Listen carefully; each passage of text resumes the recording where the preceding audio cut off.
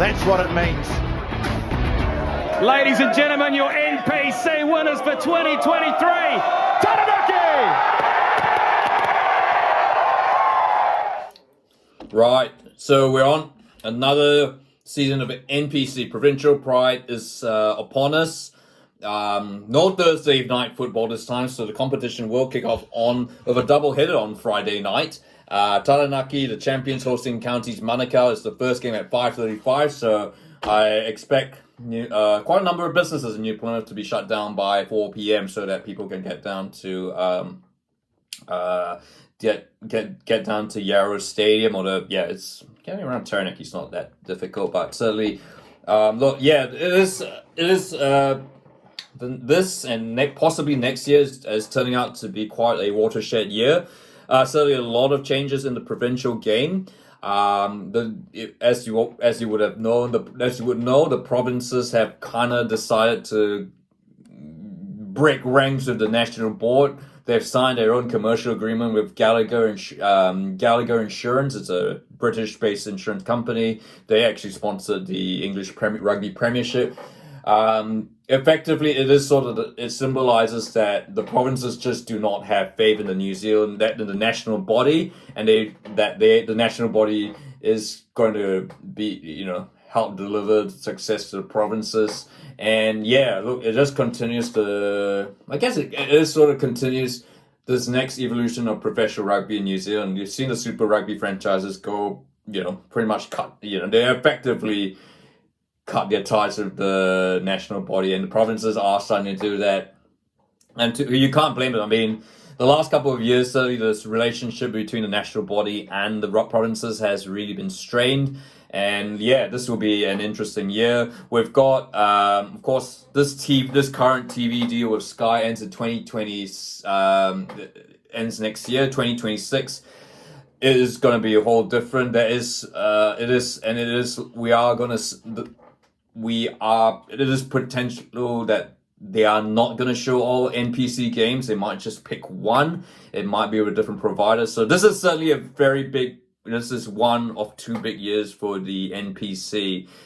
And I think that certainly will be, certainly for rugby fans, certainly for New Zealand rugby fans, I think, the NPC, particularly in this age where Super Rugby has kind of lost its luster with the South African sides disappearing, the NPC is kind of the competition that actually most New Zealand rugby fans who follow the domestic game are sort of looking forward to. So this, but look, so we're gonna perhaps quickly take a look. I'm not gonna go deep dive into the teams because there's too many of them. Just sort of high level reviews and maybe a bit of thoughts on Otago. As part of this preview for the 2024 NPC season. Fancies a chance to open them up. Gets the pass away. It's a beauty. To Penifetter. On the inside. Runner. Oh, what a try. What a great try. Analytics. So as I said before, Thursday night football is no more. So there's no more. We're looking at the weekend will kick off Friday. There might be I think there might be 2, depending if there's an All Blacks game in New Zealand that weekend, because obviously they have to push out everything so that the 7:00 spot is filled. Afternoon rugby, everyone's going to get their wish. In fact, so there's going to be 2 2:00 games, 2:05 games, I should say. Saturday or Sunday, so you might a couple of rounds might see. I'm not going to go into the details of it, but just have a look on the New Zealand rugby side. There's going to be some weekends there might be 2 games at the 2:05 p.m. on Saturday, and then one on Sunday. There might be, or it might just be 1 2:05 on Saturday and then 2 on Sunday. I guess it depends if there's an All Blacks game or not. Then you have your late afternoon kickoff about 5. I think was it 4:30. I'm gonna have to check the time, and then your 7:00 kickoff. And then there's there will be midweek games. Actually, I should say, because obviously with the nature of the competition, they're trying to obviously cram it between the start of August and sort of the playoffs at the start of October. So there are going to be some midweek games. That hasn't gone away. But yeah, hey, if there's an excuse, there's not really going to be much to watch on Wednesdays. So yeah, might as well. So that is the nature of the NPC. And of course, yep, the Ranfurly Shield is still up for grabs. Yep, Hawke's Bay have the Ranfurly Shield. I haven't really gone into detail about what the route's going to be, and to be honest, it's a bit of a waste of time because it's the Ranfurly Shield, anything can happen. Just fingers crossed that it might just hopefully move around. I mean, it's not going to go into the Heartland Championship because, well, Hawke's Bay have already past that, they've already jumped those 2 hurdles earlier. So yeah, look, I guess in terms of teams, I guess Taranaki looks strong, but you got to remember, I think for me, Wellington could be the team to beat. They still have a number of their players from who got them to the top of the round robin. Yeah, it was a bit of a funny result. I guess, look, every time they play Hawke's Bay, there's always a bit of there's always the chance of an upset. But yeah, look, that loss again. I think certainly Wellington will be out to make atone for last season because, by and far large, Wellington were the best team for pretty much all the NPC season, and yeah, it was just bizarre how it choked, and then yeah, that naturally handed it on the plate to Taranaki. Oh, and if you look at Takum here, he gets it on the outside and he burns Tiatu, he couldn't hold him, but the offload as well. Perifeta with the patience, and then Lennox has come from miles away, as all good nines. What he's shown all season, and my, this man's a finisher. Johnny on the spot, Adam Lennox. I think Taranaki will be strong. I don't think they'll be hangover from winning the championship. Taranaki have been a bit of a powerhouse in recent times, and they certainly have the wealth and expenses. Look, I mean, their stadium, it's good that they're back at Yarrow Stadium. I think certainly, while it was nice to play around, in Eltham and Inglewood and all those places, but nothing beats like home. And look, I think they have few players gone to the All Blacks. Of course, the Parrots never play for Taranaki anymore, but but yeah, Josh Jacob for me is one of the players to look out for. And so yeah, he had a great NPC last season, and look, I guess barring injury, hopefully he'll continue. He'll be one to see how he develops this coming season. Rest of the team is solid, the prop, forwards and all that. So for me, yeah, look, I think Taranaki should at least make the semis. I don't know if they'll ever, I think Wellington, possibly Canterbury, Auckland will bounce back after Wellington certainly from the disappointing end. Canterbury, Auckland have been a bit mid. I think they will bounce back, and I think but if Taranaki make the semis, I think that will still count as a very good season.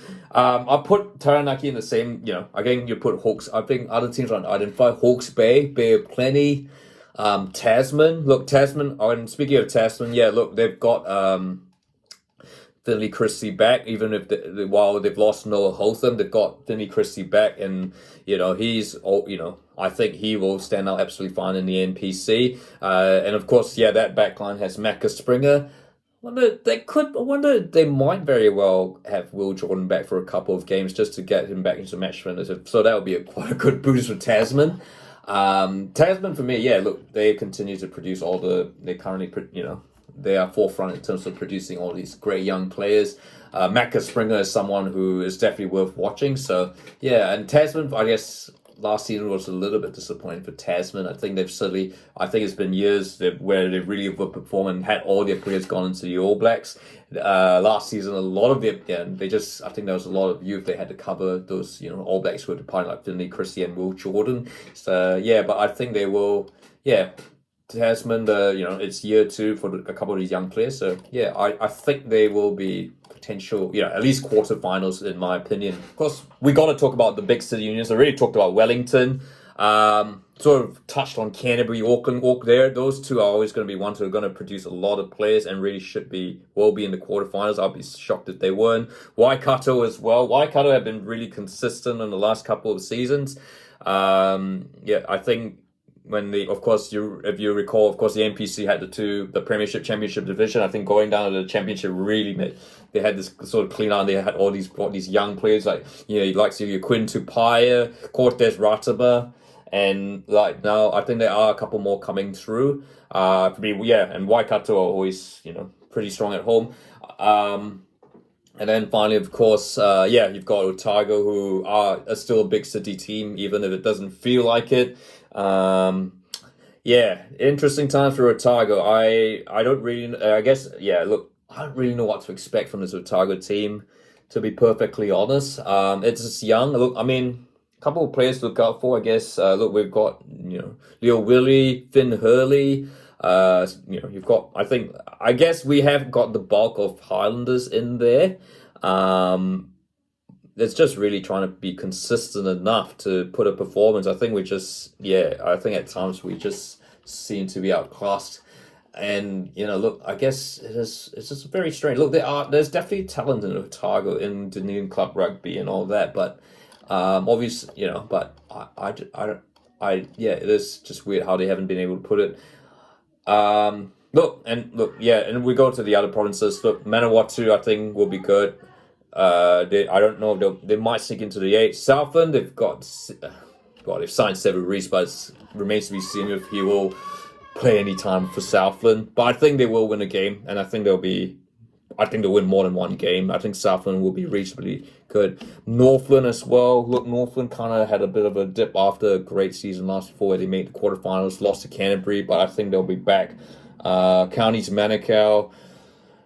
You name all these sides. I think this is the beauty of the NPC. No All Blacks, but there's a lot of parity across the board, and that's why it's really hard to go into depth and detail of each team. But I think for me, if you were to stand, I think you go Wellington. I think you look beyond sort of thing. Wellington, Taranaki, Canterbury, Auckland for me. So that's my thoughts on the NPC teams. So, but it'll certainly be something definitely worth looking forward to. I won't be watching every single game. I might try and watch every Otago game where it's watchable. But it's always a competition that's every New Zealander holds dear, especially when the Ranfurly Shield's up for grabs. Sit out. Hasty goes wide. Gilbert flat ball. Here's Hurley. He'll score. I've said it before about this young man, but don't look back because of bright. I guess that's the final note, obviously. The biggest, and we left at the last, of course, is the issue of crowds, which has been a problem for a good 20 years now for the NPC. Certainly in the cities, we're playing, I think it just does not make any sense playing at Sky Stadium in Eden Park or even Orange Theory in Christchurch. Or Forsyth Bar. It just makes the atmosphere different, really poor. Wellington are taking games to Porirua Park.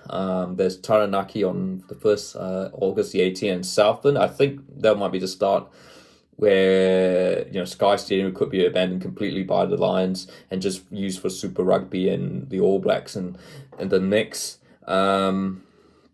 I'd like to see the Hut Rec ground possibly be used. I mean, look, the city, I think for me, the cities are the ones that need to really address this issue of crowds, because I think the fact that, having an Eden Park with just 1,000 people just does not look good look. And here's an opportunity for the big cities to really go into the community. Auckland has so many good community grounds. They've tried playing in Pakuranga, that's worked really well. But there's certainly, you could think about Western Springs, Onehunga, Waitakere is actually North Harbour. And speaking of North Harbour, they did. Going to Oniwa was a great win, and it's a bit unfortunate for QBE.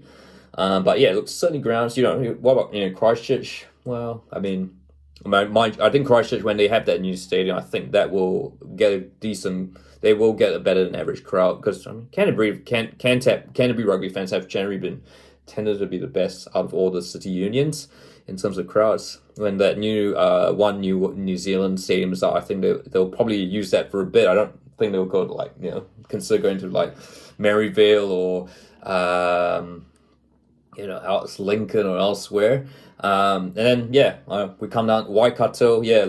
Waikato is another union that's had issues with attendances at FMG Waikato Stadium, and it's a big union they could take it again to Morrinsville, Raglan, Tiamutu, there's so many options that they could look at.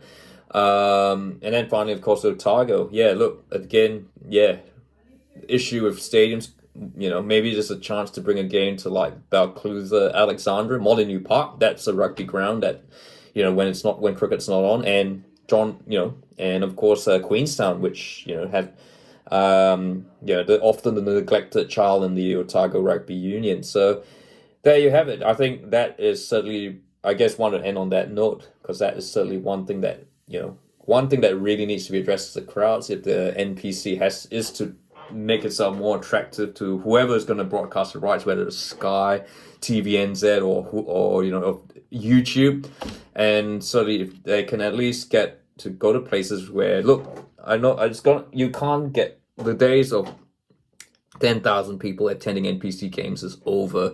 I think we're going to have to just get used to the fact, if you get a crowd of 1,000, 2,000, that's fine. You just need to take them to grounds where that looks like a full stadium, and you still have a good atmosphere. So those are my thoughts. But what are your thoughts on the NPC? Does it still have a future? And certainly, what is going to happen with the TV deal in 2026? And who's going to win this NPC? Do you still care about it? And will the Ranfurly Shield change hands, or will it stay in the Hawke's Bay? If you like this video, feel free to like, and don't forget to subscribe. Yes, boy, did I say clinical. Have a taste of some of your own. Speaking to us, maybe come down to watch his debut. She will be pumped. The young man, she'll stoke for him to get a start, and he'll be paying a bet. Look at that. Try time. Well done.